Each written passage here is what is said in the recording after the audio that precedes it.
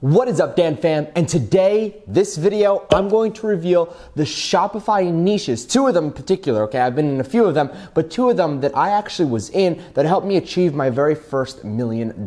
So,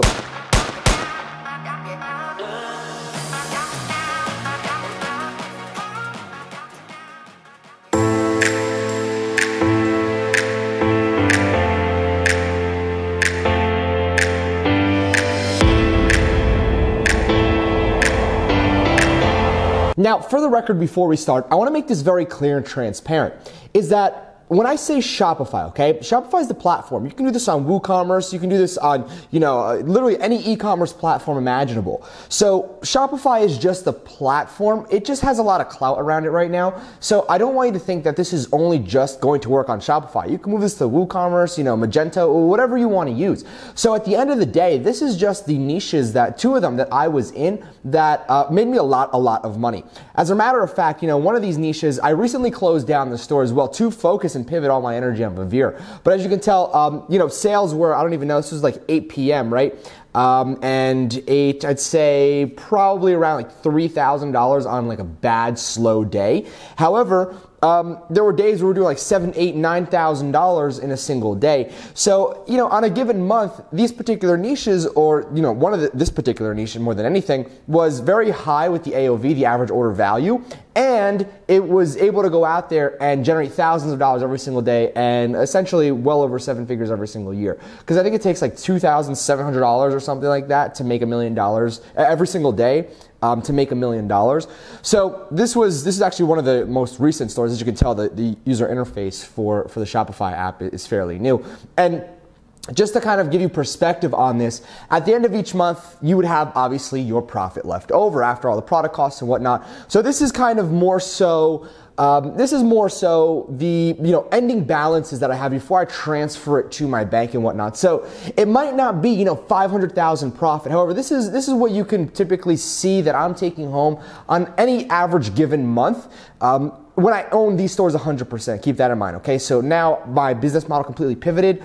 When I owned these stores 100%, I was able to take home anywhere from $100,000 all the way up to $300,000, if it was like Black Friday and whatnot, into my own pocket. With that was my profit. Okay, so kind of keep this in mind. This is a screenshot of my PayPal. As you can see, the pending $52,428, the available balance $116,000. Yeah, there's a lot of money kind of like in the 20% hold, but just kind of keep that in mind. It's rolling over as well. So again, this is just my two little screenshots that I wanted to show you just to kind of get your palate wet and ready for pretty much what I'm about to be explaining to you. So right over here, all right, so I'm just gonna go to AliExpress in an incognito window. So the two niches that I really want to talk to you about are number one, dogs, and number two, gaming. So a lot of people know that I love dogs, the end. That's kind of like end of story. However, I moved into the dog niche in the beginning. That was the very first niche that I tried. And we had incredible success inside the dog niche. And I say we because I had a partner at the time as well. So essentially we went in, and the way we went about it is we didn't actually go out there and target dogs like LED collars and whatnot. That's why when I see a lot of people say, oh, I'm going into the dog niche, and they send me these LED collars or something like that, it becomes really oversaturated. However, I will go ahead and tell you it does work. You just need your pixel to fire off. So what I actually had a lot of my success in is actually dog clothing, dog merchandise. However, I angled that merchandise for a particular dog. So this is kind of cool. All right, so you ready? Let's just go dog reindeer costume. Pretty simple. These crush around the holiday season. They freaking obliterate around the holiday season. And here's kind of the thing about, running something like this, is that these cost per units, okay, are a little bit more expensive. Now, that means you're gonna have to reflect the price accordingly on your particular ad. So anywhere from 2.5 to 3x. So if you're paying $10 for this particular reindeer costume, right? What you're gonna have to realize is that you're gonna have to sell it for like $30 or so to go ahead and have product cost taken care of, a little bit of profit margin, and Facebook ad cost as well. So kind of keep that in mind. Here's the thing about when you're getting into the dog niche, is that cats and dogs are the two most watched things, like video categories, I'd say, on the internet, okay, especially cats. So people love to watch cat videos. People love to watch dog videos. So if you can go out there, and even if it's like a slideshow of funny dog pictures, it's still gonna work. So the whole thing about what I did here was, I would actually, and this is where things got a little, I wouldn't say sneaky, but this is where things got a little fun. So I'd go, and again, these products are different from the ones I was selling way back. That actually looks like my dog, actually. So it kind of looks like Butch. But anyway, right over here, what you would do is you'd actually go to the feedback. And if you don't have a dog to model these products, what you would do is you'd actually go to the feedback, and you see over here it says with pictures. You can actually click with pictures, and then you can use and see other people's dogs with this particular article of clothing, I'd call it. And you can go ahead and use their pictures. And again, there are so many different. So again, if you sort by orders, okay, so right over here, if you sort by orders, is already sorted by orders. So again, right over here, I only searched reindeer costume as well because we're about to head into December. So, that's just kind of something that came to mind at first. So over here with pictures yet again, and now you have another set of images that you can use as well. Now, let's talk about using these particular images. The thing with these images, let's just see. So the thing with these particular images is there's always questions of, can you use these particular images?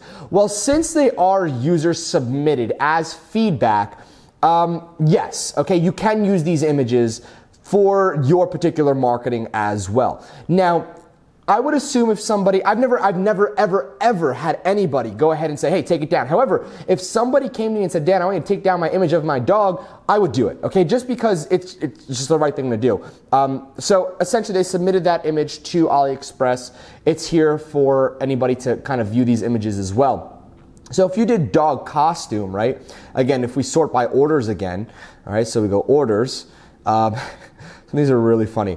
So again, you can take a look, and this is where things get really kind of complex, and not so much complex, but more so entertaining and fun, because you're going to be able to see just by the feedback with pictures which ones are actually selling the best as well. All right, so we're going to go over here. And again, now you have a ton of pictures. You have a ton of pictures that you can use for your own marketing. And again, reviews, all that fancy stuff. So as you can tell, minions. So now this is where I'd be careful. If you're using one that has a minion on it, I wouldn't suggest doing that because that is infringement. So I wouldn't suggest going into like a panda or, like a tiger or reindeer, something like that. Those aren't really infringing or anything. And, the cost of this, $4, you can sell it for $15, call it a day. So essentially, this is exactly what we did. This is exactly what I did. One of my highest grossing, okay, net stores, grossing as in like net profit, was dogs, especially selling a lot of stuff that dogs could wear on themselves, whether it was little mitts, whether it was actually, like dog clothing and whatnot. It worked really well. Now I started to see something recently, and it is 100% infringing, but I do want to go ahead and show you what it is, just so you can get an idea. So what somebody's doing is they're taking urban dog, like Supreme, for example, they're taking urban streetwear and putting it on dogs. So here, so let's just go Supreme dog hoodie. Okay, now this is really cool. Somebody's going out there and capitalizing.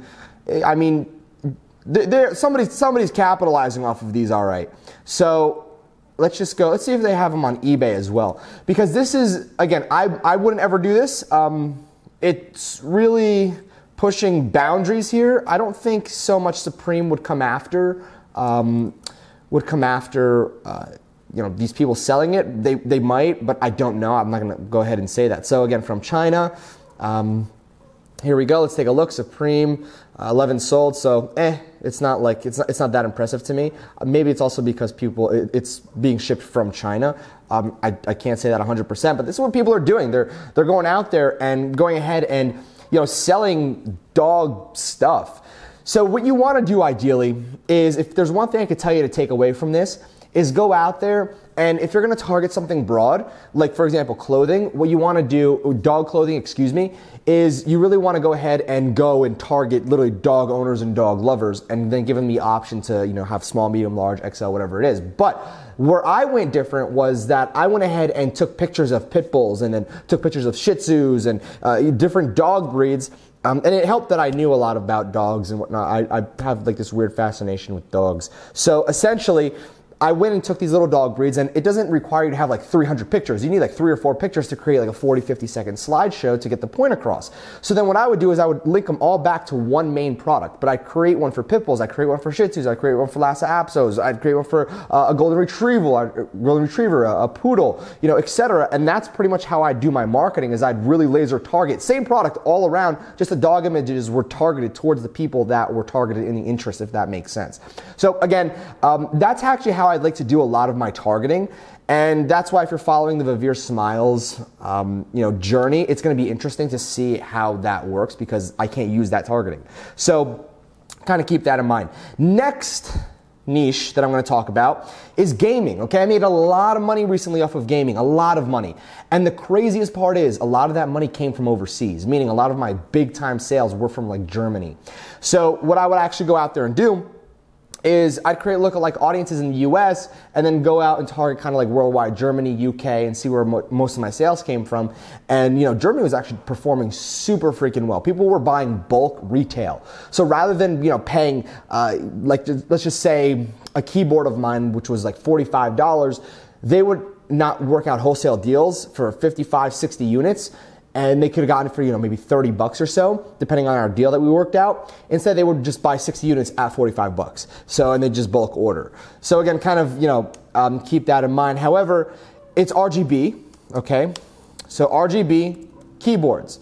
Now, one of the other biggest reasons why, and I think this is the first time I'm going to be revealing this, as to why I moved out of this particular market, is because a lot of the suppliers that I had at first, I think they were doing introductory prices, meaning that they had, think of it like overstock, where they had 5, 10, 20,000 units of a certain product, and they were just trying to liquidate it just to get the product moving. Because one thing that I realized is, as I was trying to make and scale the store, I was also trying to keep up with new suppliers who were coming into the market. However, as suppliers kept coming into the market, the prices kept going up and up. An RGB keyboard like this never used to be $43. So this one exact actually, or similar, this one didn't have all the rainbow colors. It just had, I think, like 2 or 3 colors. I was able to pick it up for like 14, 15 bucks. Now it's over here for 43 to 46. Yes, you can still make a great margin because these keyboards are fantastic, but the problem is that the prices just keep raising and raising and raising. As you can tell, the orders here are pretty dang high still.